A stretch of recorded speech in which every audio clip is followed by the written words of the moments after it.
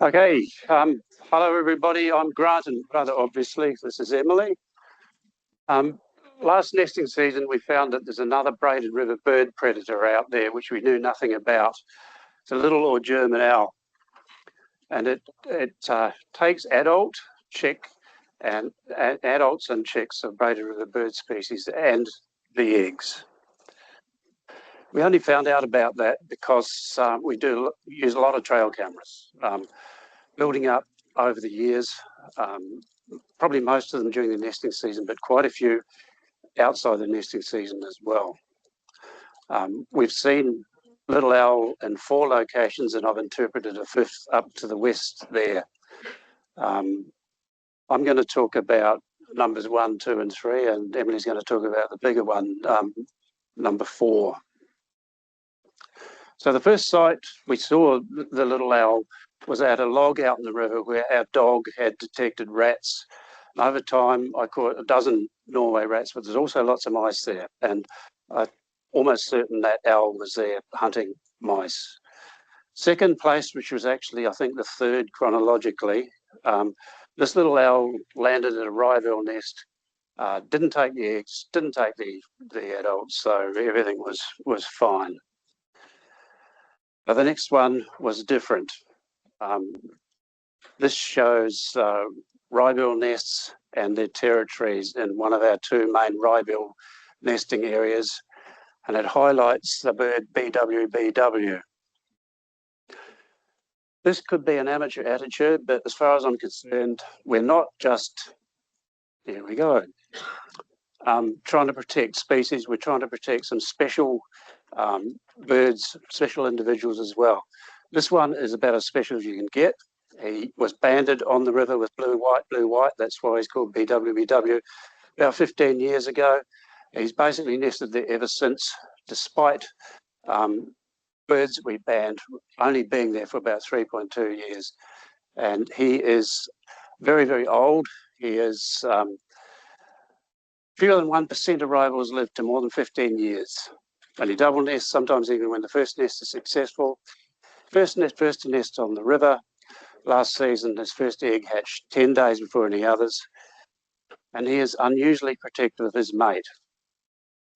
This is him sitting on the nest while I'm changing trail camera SD cards about 2 meters away. Go out there in the daytime and his mate flies off and he comes back and he sits there and he dares me to come any closer. His mate was having a lot of trouble with other wrybills looming over her. She was quite capable of dealing with them himself, but watch this. He feeds within eye shot all the time, so anything happens, he gets there quick. So last season I monitored 14 wrybill nests. He's the only one who did this sort of thing. This is him coming back to his nest very soon after his chick hatched. First chick hatched. He was first off much more interested in the egg than the chick, but the chick soon snuggled under him. But then half an hour later, this happened.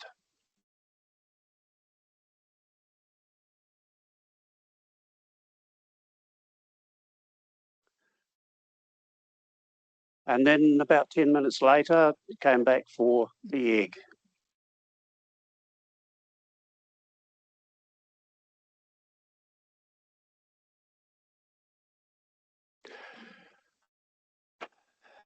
One of those, you could actually hear him chirping in the background. And the owl was there 3 times during that night. And in between times, BWBW was poking around.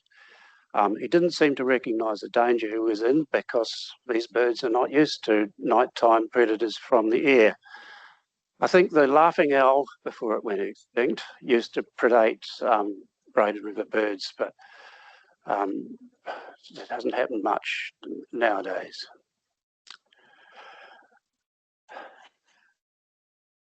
His mate came back first thing in the morning, and she sat around the nest site calling for him for about 4 hours.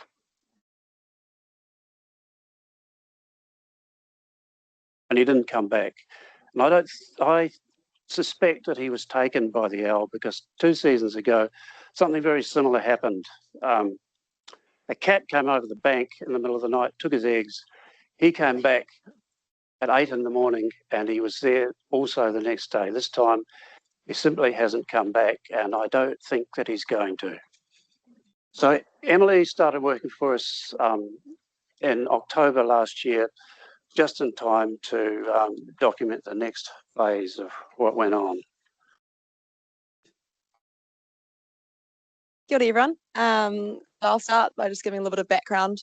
A few main points up on the screen, but in essence, the most important thing for us is this is just a predator that isn't, we don't really know the impact. It hasn't been extensively researched. There was a fantastic 1942 thesis done on the little owl, and a really good recent MSc thesis also done on the little owl in Christchurch. But yeah, apart from that, neither of them saw depredation of braided river birds.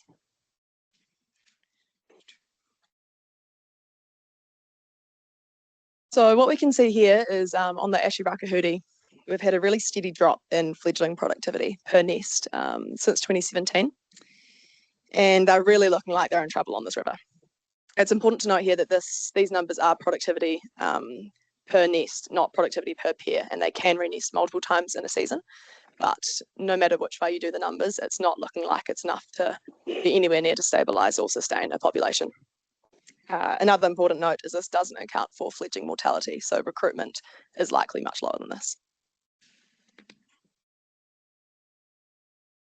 So all the following videos and photos are from a colony called Groin 4, which I will show in detail later. So initially, when we found these black-fronted tern corpses, we assumed that it was a stoat or cat responsible. But we decided to put a trail camera there just to see what would come and scavenge. And what we saw was the German owl.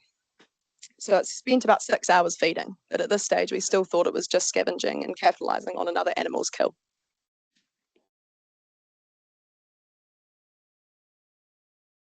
So then 11 days later, we saw this on our trail cameras. So this is just a 1 second interval photo GIF from what we saw. So it's depredating an adult black-fronted tern on the nest.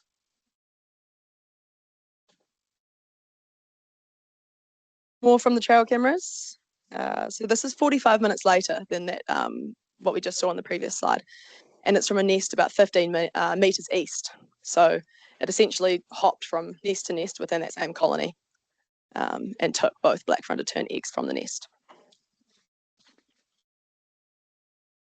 So now, just for a bit of spatial context, Groin 4, which is circled in red, was one of 6 black-fronted tern colonies we had on the Ashley Rakahuri last breeding season. It's 5 kilometres upstream from the Cones Road Bridge in Rangiora.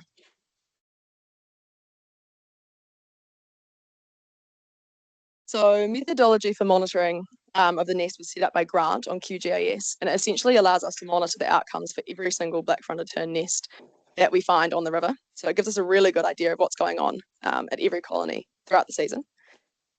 Of the 51 nests here, 3 were confirmed depredated by the little owl, which is the ones you can see with the little owl icons.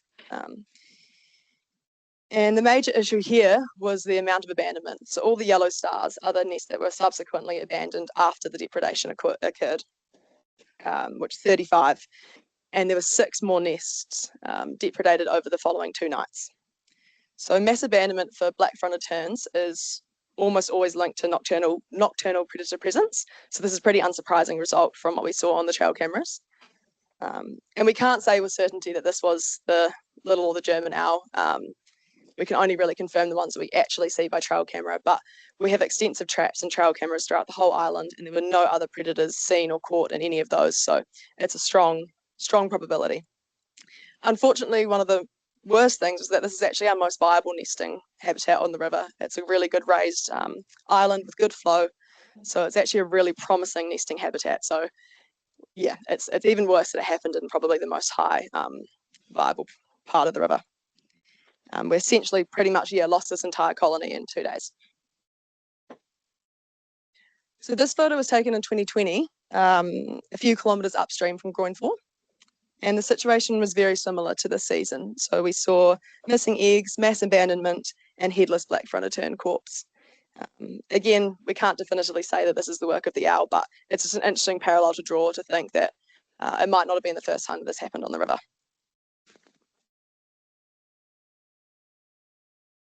So to finish, our goal here is really just to highlight another piece of the big problem that these birds face and all the braided river birds face.